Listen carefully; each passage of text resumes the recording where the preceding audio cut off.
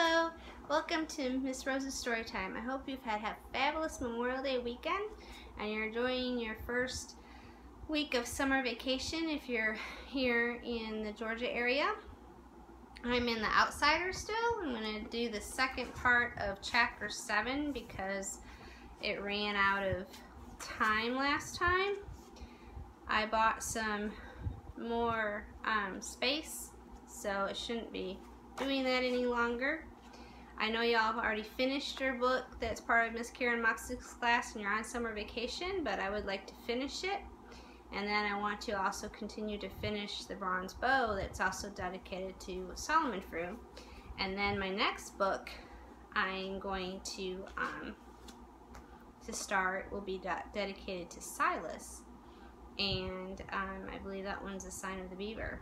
So I'm going to finish up The Outsiders and then finish up Bronze Bow and then hopefully start The Sign of the Beaver. And then if you're part of Miss Karen Moxley's class this following school year, I will be continuing to read the books that she assigns.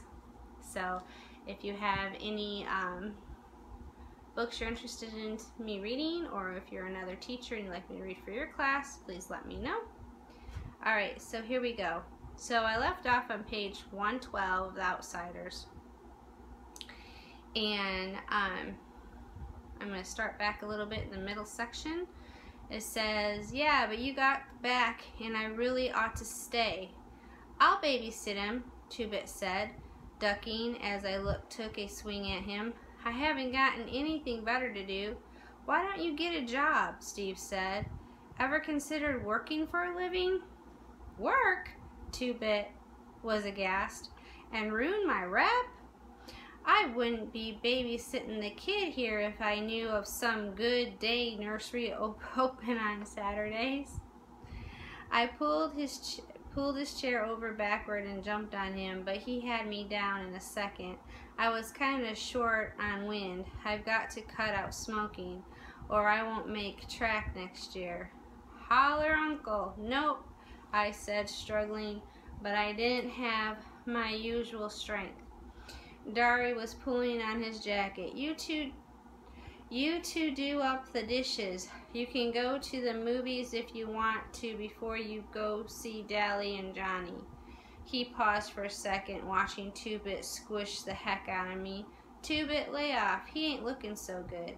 Pony boy, you take a couple of aspirins and go easy. You smoke more than a pack today and I'll skin you, understood?" "Yeah," I said, getting to my feet. "You carry more than one bundle roofing at a time today, and me and Soda'll skin you, understood?" He grinned, one of his rare grins. "Yeah, see you all this afternoon." "Bye," I said. I heard our Ford vroom and thought, Soda's driving, and they left. Anyway, I was walking around downtown and started to take this shortcut through an alley. Two-Bit was telling me about one of his many exploits while we did the dishes. While I did the dishes. He was sitting on the cabinet sharpening that black-handled switchblade he was so proud of. And I ran into 3 guys. I say, "Howdy," and they just look at each other. Then one says, "We would jump you, but since you're as slick as us, we figure you don't have nothing worthy taking." I says, "Buddy, that's the truth," and went on. Morale. What's the safest thing to be when one is met by a gang of social outcasts in an alley? "A judo expert," I suggested. "No, another social outcast."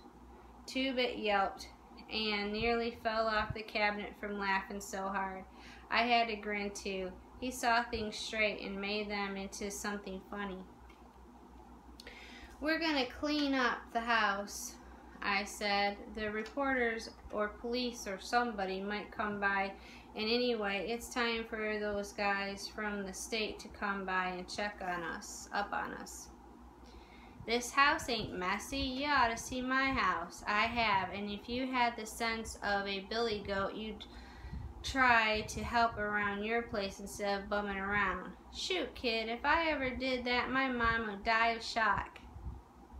I liked Two-Pit's mother. She had the same good humor and easygoing ways that he did.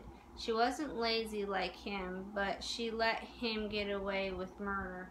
I don't know, though. It's just about impossible to get mad at him. When we had finished, I pulled on Dally's brown leather jacket.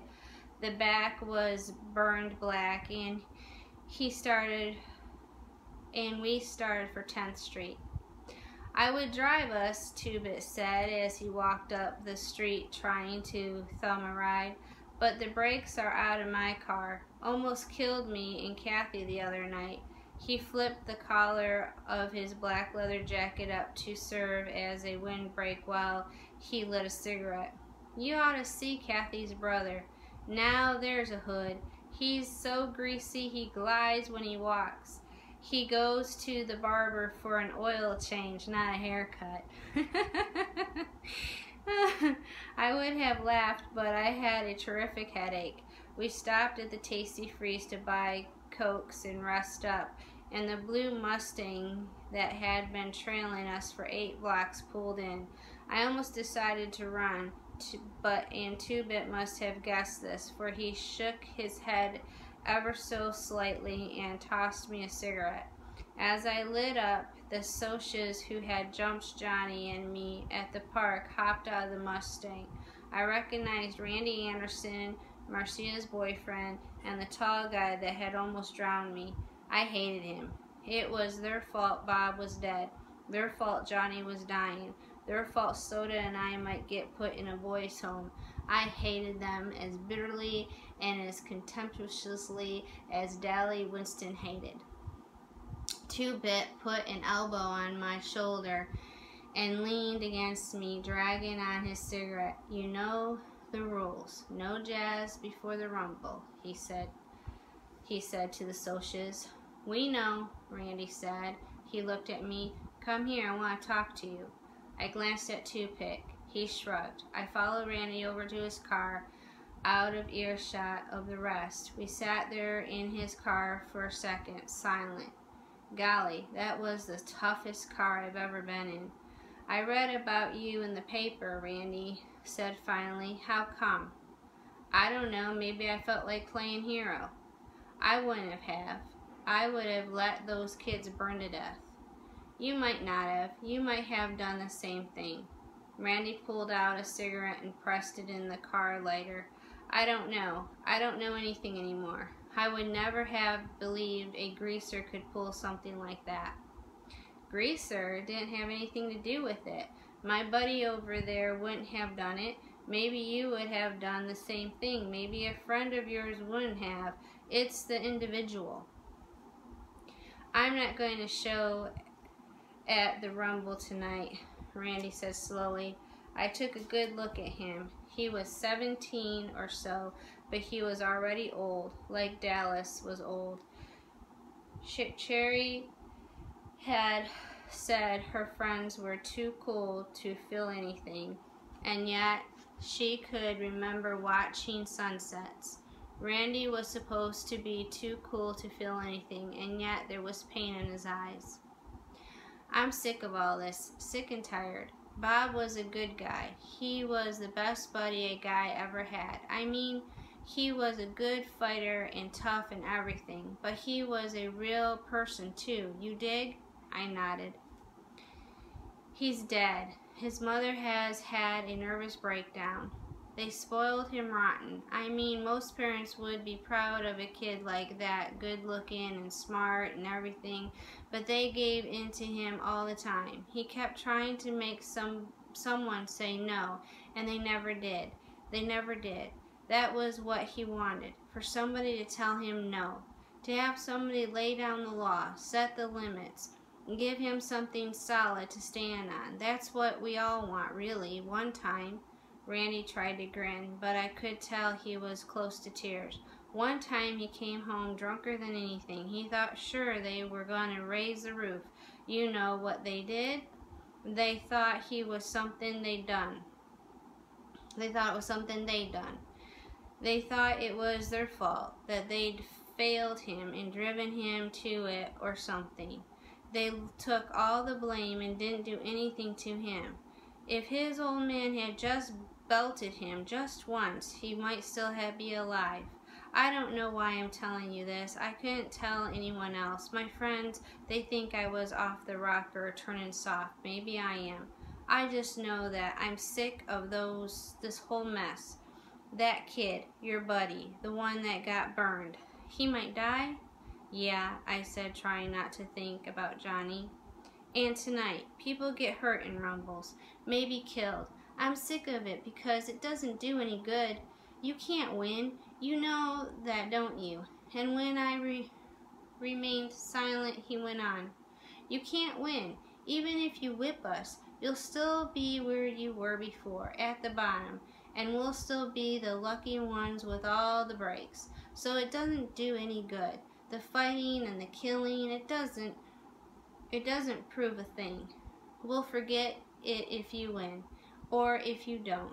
Greasers will still be greasers, and socias will still be socias. Sometimes I think it's the one in the middle that are really the lucky stiffs. He took a deep breath. So I'd fight if I thought it'd do any good. I think I'm going to leave town. Take my little Mustang, all the dough I can carry, and get out. Running away won't help. Oh, hell, I know it, Randy half sobbed. But what can I do?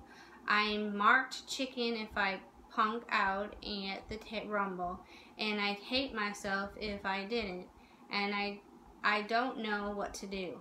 I'd help you if I could, I said. I remember Sherry's voice. Things are rough all over. I knew that then what she meant. He looked at me. No, you wouldn't. I'm a soc. You'd get a little money and the whole world hates you. No, I said, you hate the whole world. He just looked at me. From the way he looked, he could have been 10 years older than he was. I got out of the car. You would have saved those kids if you had been there, I said. You'd have saved them the same as we did. Thanks, Grease, he said, trying to grin. Then he stopped. I didn't mean that. I meant thanks, kid. My name's Ponyboy, I said. Nice talking to you, Randy. I walked over to Two-Bit, and Randy honked for his friends to come and get into the car. What did he want? Two-Bit asked. What did Mr. Super Soch have to say? He ain't a Soch, I said. He's just a guy. He just wanted to talk. You want to see a movie before we go see Johnny in Dallas? Nope, I said, lighting up another weed. I still had a headache, but I felt better. Socials were just guys after all. Things were rough all over, but it was better that way. That way you could tell the other guy was human too. That was really good. So that's the end of chapter 7. I'll begin chapter 8 in a little bit. I hope you're enjoying your summer. Please remember to read 30 minutes every day to improve your reading skills. 20 minutes to stay the same. Less than 20, you lose what you have. So read and enjoy. Imagine. Thank you. Like, share, and subscribe. Thank you.